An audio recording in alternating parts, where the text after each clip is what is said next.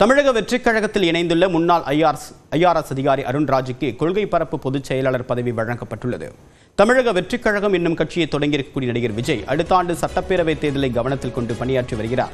நிலையில் பல்வேறு கட்சிகளை சேர்ந்தவர்களும் முக்கிய பிரமுகர்கள் சிலரும் தமிழக வெற்றிக் கழகத்தில் இணைந்து வருகின்றனர். அந்த வகையில் சமீபத்தில் தன்னுடைய இந்திய ரெவென்யூ சர்வீஸ் பதவியை ராஜினாமா செய்த KG அருண்ராஜ் இன்று சென்னை பனையூர் அலுவலகத்தில் விஜய் முன்னிலையில் தமிழக வெற்றிக் கழகத்தில் இணைந்தார். அவருக்கு கட்சியில் கொள்கை பரப்பு பொதுச் செயலாளர் பதவியை வழங்கி விஜய் உத்தரவிட்டுள்ளார்.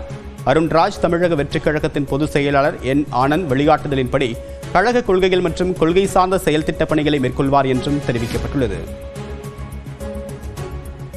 தேர்தல் வெற்றியை தாண்டி ஒரு அடிப்படை சமூக அரசியல் மாற்றத்திற்காக தலைவர் எடுத்திருக்கிற இந்த உன்னத பணியில் என்னை இணைத்துக் கொள்வதால் ரொம்ப மகிழ்ச்சியாக இருக்கு. இது சாய்ஸ்லாம் இல்லை, அது பெட்டரா இது பெட்டரான்னு யோசிச்சுலாம் நான் வரல.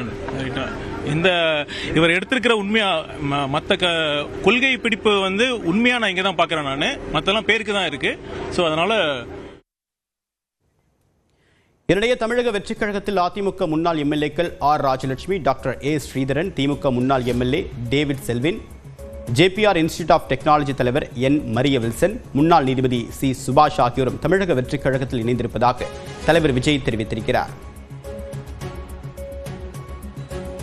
விரைவில் அன்புமணியை சந்திப்பேன் என்று ராமதாஸ் தெரிவித்ததாக பாமக கௌரவ தலைவர் G. K. மணி தெரிவித்திருக்கிறார். சென்னையில் ராமதாஸை சந்தித்த பிறகு செய்தியாளர் பேசிய அவர் விரைவில் நல்ல தீர்வு வரும் என்றும் கூறியுள்ளார்.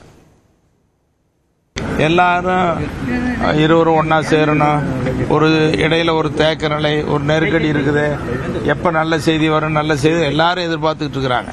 அதனால் இப்போ ஐயா கிட்ட பேசுகிற வகையில் ஒரு நல்ல தீர்வு, சுமூகமான தீர்வு உடனடியாக வரும்னு சொல்லியிருக்கிறாங்க. அது எனக்கும் மகிழ்ச்சி, எங்கள் கட்சிக்காரங்களுக்கு எல்லாத்துக்கும் மகிழ்ச்சி. அன்புமணி வரை சந்திக்கிறது வாய்ப்பு பேசிட்டு இருக்கிறாங்க. மிக விரைவில் சந்திப்பாங்க. அதுதான் ஐயா சொன்னாங்க. சந்திச்சு பேசுவோம், நல்ல தீர்வு ஏற்படும் அப்படின்னு சொல்லியிருக்கிறோம். அதுவே நல்ல செய்தி தான். வேலூர், திருப்பத்தூர், ராணிப்பேட்டை, திருவண்ணாமலை, மயிலாடுதுறை உட்பட 11 மாவட்டங்களில் கனமழை பெய்யலாம் என்று வானிலை ஆய்வு மையம் கூறியுள்ளது. தென்னிந்திய பகுதிகளின் மேல் வளிமண்டல மேலடுக்கு சுழற்சி நிலவுவதாக வானிலை ஆய்வு மையம் தெரிவித்திருக்கிறது. இதன் காரணமாக தமிழ்நாட்டில் ஒரு சில இடங்களில் இன்று இடி, மின்னல் மற்றும் பலத்த காற்றுடன் மிதமான மழை பெய்ய வாய்ப்பிருப்பதாக தெரிவிக்கப்பட்டுள்ளது.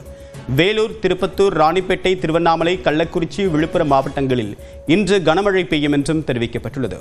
இதேபோன்று கடலூர், அரியலூர், மயிலாடுதுறை, கிருஷ்ணகிரி, தருமபுரி மாவட்டங்கள் மற்றும் புதுச்சேரியில் இன்று கனமழை பெய்யலாம் என்றும் கூறப்பட்டுள்ளது. நாளை ஈரோடு, கிருஷ்ணகிரி, தருமபுரி, திருப்பத்தூர், வேலூர், ராணிப்பேட்டை மற்றும் திருவண்ணாமலை மாவட்டங்களில் கனமழை பெய்ய வாய்ப்புள்ளது. இதேபோன்று தமிழ்நாட்டில் வரக்கூடிய 15ஆம் தேதி வரை கனமழை நீடிக்கும் என்றும் வரக்கூடிய 13ஆம் தேதி கோயமுத்தூர் மாவட்ட மலைப்பகுதிகள் மற்றும் நீலகிரி மாவட்டத்தில் ஒரு சில இடங்களில் மிக கனமழை பெய்யும் என்றும் வானிலை ஆய்வு மையம் தெரிவித்துள்ளது. சென்னை மற்றும் புறநகர் பகுதிகளில் இன்றும் நாளையும் இடி, மின்னலுடன் கூடிய லேசான மழை பெய்ய வாய்ப்புள்ளது. அதிகபட்ச வெப்பநிலையை பொறுத்தவரை சென்னையில் 2 நாட்களுக்கு 100 டிகிரி ஃபாரன்ஹீட் அளவில் பதிவாகும் என்றும் வானிலை ஆய்வு மையம் கணித்துள்ளது. மகாராஷ்டிரா மாநிலம் தானேவில் கூட்ட நெரிசல் காரணமாக புறநகர் ரயிலில் இருந்து தவறி விழுந்த 4 பயணிகள் உயிரிழந்தது அதிர்ச்சியை ஏற்படுத்தியுள்ளது. மகாராஷ்டிரா மாநிலம் தானே மாவட்டத்தில் உள்ள கசாரா ரயில் நிலையத்தில் இருந்து மும்பை சத்ரபதி சிவாஜி ரயில் நிலையம் நோக்கி இன்று காலை புறநகர் ரயில் சென்று கொண்டிருந்தது. கட்டுக்கடங்காத கூட்டம் காரணமாக ரயிலில் படிக்கட்டுகளில் அதிக அளவில் பயணிகள் தொங்கியபடி சென்றனர். காலை 9:30 மணி அளவில் மும்ப்ரா ரயில் நிலையம் அருகே ரயில் வந்தபோது எதிர் திசையில் வந்த ரயிலுக்கு நெருக்கமாக சென்றதாக கூறப்படுகிறது. அப்போது கசாராவில் இருந்து மும்பை நோக்கி சென்ற ரயிலில் படிக்கட்டுகளில் தொங்கியபடி சென்ற 10 பேர் தவறி கீழே விழுந்துள்ளனர். அதில் 4 பேர் சம்பவ இடத்திலேயே உயிரிழந்தனர். 6 பேர் காயமடைந்த நிலையில் மீட்கப்பட்டு மருத்துவமனையில் அனுமதிக்கப்பட்டனர். இந்த விபத்து காரணமாக தானே மும்பை புறநகர் ரயில் சேவை கடுமையாக பாதிக்கப்பட்டது. இந்த விபத்து குறித்து ரயில்வே காவல்துறையினர் விசாரணை மேற்கொண்டு வருகின்றனர். இதற்கிடையே மும்பை புறநகர் ரயில்களில் தானியங்கி கதவுகள் அமைக்கப்படும் என்று ரயில்வே துறை உறுதியளித்துள்ளது.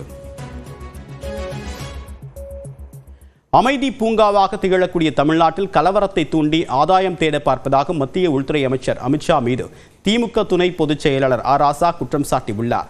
சென்னை அண்ணா அறிவாலயத்தில் செய்தியாளர் பேசியவர் தமிழ்நாட்டில் சட்ட ஒழுங்கு சீர்குலைந்திருப்பதாக மத்திய அமைச்சர் அமித்ஷா பேசியதற்கு கண்டனம் தெரிவித்தார். உள்துறை அமைச்சர் என்ற தகுதியை மறந்து அப்பட்டமான பொய்யை அமித்ஷா கூறியிருப்பதாகவும் சாடினார்.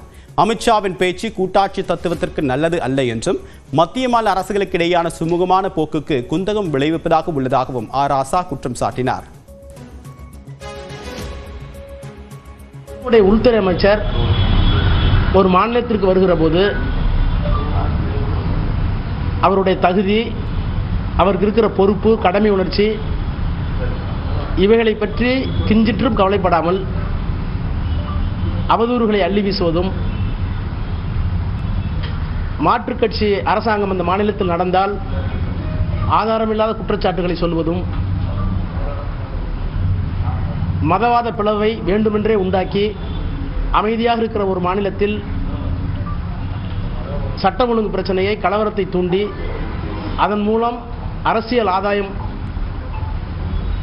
கிடைக்குமா, அறுவடை செய்யலாமா என்கின்ற அருவருப்பான உணர்ச்சியும் அவருடைய பேச்சில் வெளிப்பட்டிருக்கிறது. மத்திய பாஜக அரசு பிளவுவாத அரசியல் செய்வதாகவும், தென் மாநிலங்களில் ஒப்புதல் இன்றியே எந்த மசோதாவையும் சட்டமாக்கக்கூடிய வகையில் சதி நடப்பதாகவும் ராசா கடுமையாக சாடினார். அப்பட்டமான பொய், அருவருப்பான வஞ்சகம், பிளவுபடுத்தும் சூது. அப்பட்டமான பொய், வஞ்சகம். என்ன ஏன் டீலிமிட்டேஷன் பேச மாட்டேங்கிறீங்க? பார்லிமெண்ட் நாங்கள் கேட்குறோம், எந்த அடிப்படையில் டீலிமிட்டேஷன் வருது? இல்லை, எங்களுக்கு அந்த மாதிரி எண்ணமே இல்லை என்று சொன்னால் ஏன் 880 சீட்டை வச்சு பார்லிமெண்ட்டை கட்டினீங்க? ஏன் கட்டடத்தை திறக்கும் போது பிரதமர் மாதிரி டீலிமிட்டேஷன் வந்துச்சுனாக்க 800க்கு மேல எம்பிகள் வருவார்கள், அதற்காக தான் அவன் கட்டினேன் அப்படின்னு சொன்னது உண்மையா பொய்யா? அமித்ஷா சொன்னாரா இல்லையா? அப்ப உங்க நோக்கம் டீலிமிட்டேஷன் வந்ததுக்கு பிறகு 800க்கு மேற்பட்ட எம்பிகள் வந்துருவாங்க.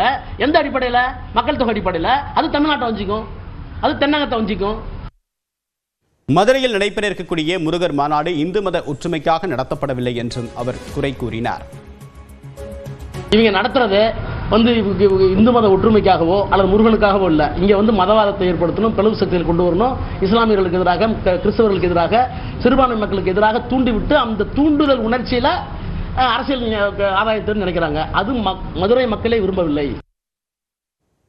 திமுகவிற்கு யாரை பார்த்தும் பயமில்லை என்றும் ராசா திட்டவட்டமாக தெரிவித்தார். சார், அமித்ஷாவை பார்த்தாலும் திமுகவுக்கு சாக்கடிக்கிறது நயனா நேற்று வெளியில் பேசுகிறார். அளவுக்கு சாக்கடிக்கக்கூடியவராக இருக்கிறார். எங்களுக்கு எதுக்கு ஷாக் அடிக்கணும்? எங்களை பார்த்து ஷாக் அடித்தா நீங்க வந்திருக்கீங்க. தமிழக மக்கள் அவருக்கு பின்னால், திராவிட முன்னேற்ற கழகத்துக்கு பின்னால் இருக்கிறார்கள். இதை புரிஞ்சிக்க முடியாம, இதை தெரிஞ்சிக்க முடியாம, இதை ஜீரணிச்சிக்க முடியாம தானே நீங்க இங்க பேசுறீங்க. எங்களுக்கு எதுக்கு பயம்? உங்களை பார்த்தா எங்களுக்கு சிரிப்பா இருக்கு. இப்ப பிரைம் மினிஸ்டர் 5 தடவை வந்தாரு எம்பி எலெக்ஷனுக்கு, 5 முறை வந்தாரு. ஏன் பயந்தார் தமிழ்நாட்டை பார்த்து? எப்போவாவது ஒரு பிரதம மந்திரி சுதந்திர இந்தியாவில் 5 முறை சும்மா மேட்டுப்பாளையம் முனிசிபாலிட்டி, திருப்பூர் முனிசிபாலிட்டி 5 தடவை ஏதாவது பிரைம் மினிஸ்டர் பார்த்துருக்கீங்க? யாருக்கு பயம்?